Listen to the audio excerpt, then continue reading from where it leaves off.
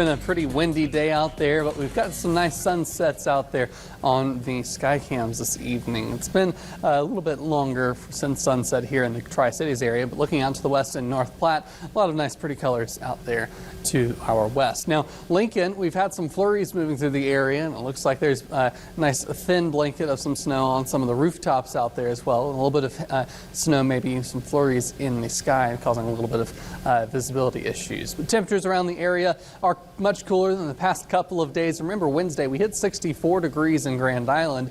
Much cooler than that now. Here we are a couple days afterwards, only just below freezing here in the Tri-Cities. Now, since yesterday, we've dropped, at least at the 6 o'clock hour, we've dropped around 10 degrees from last night. But overall, temperatures are going to start to warm up just a little bit to tomorrow and over the next couple of days, in fact. As we head through the evening, though, breezy conditions and the clouds will eventually clear out. So we're going to see those winds starting to gust less and less as we head into the evening. By tomorrow morning, only winds around 10 to 15 miles an hour. And as we head over the next 7 days here on the 7-day forecast, we see those temperatures actually remaining mostly around the 40s across the next several days. So this is more like early March weather rather than middle of January, but overall pretty comfortable. By the end of the week, we might be looking at another system come through, bring us some precipitation of some sort. We'll have to wait and see, given that's 7 days out, but might have a little bit more sunny conditions there on Wednesday.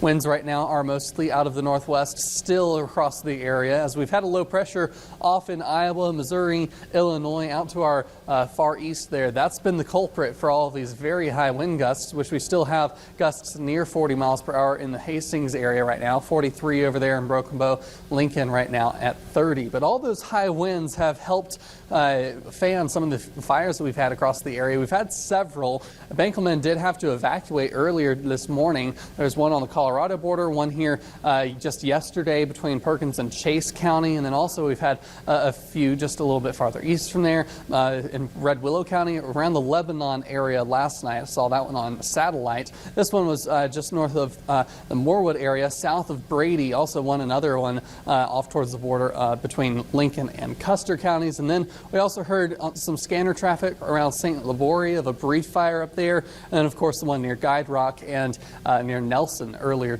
yesterday and today respectively. Satellite and radar now, we're starting to see most of that snow clearing up, especially here around the Tri-Cities area. We've had a few bouts of some moderate flurries coming through, but the wind's just been carrying it away. We haven't seen any accumulations as expected, but out towards eastern Nebraska is where we've seen some of the heavier snow, and earlier today some blizzard-like conditions. Now, as we head through future casts, we will see a clearing out of those clouds overnight tonight, but then clouds will be reintroduced by the next morning as well. So by around midday Saturday, we'll start to see another clearing come through. We'll just have a couple of waves of clouds, and then maybe by Sunday morning, right around midnight or so, we might see another bout of some flurries coming through. Just a final bit of wraparound moisture from that same low pressure system that's been giving us all of these high winds. Then as we head into Monday, it looks like we might see another bout of some flurries coming from the north and west. Winter alerts right now, we've got still winter weather advisory for Lincoln, and Lancaster, and Pawnee counties in eastern Nebraska. So